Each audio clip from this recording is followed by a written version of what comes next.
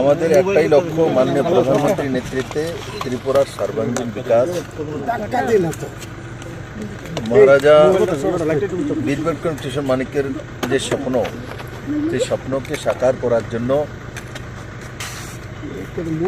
আমাদের ত্রিপুরা পার্টি और ভারতীয় জনতা পার্টির যে মিলন, এবং সেই মিলন নিশ্চিত ত্রিপুরার শান্তি, সমৃদ্ধি এবং ওভারঅল ডেভেলপমেন্ট, আর সেইটাকে লক্ষ্য রেখে সেটাকে আলটিমেট গোল পয়েন্ট বানিয়ে আমরা কাজ করছি।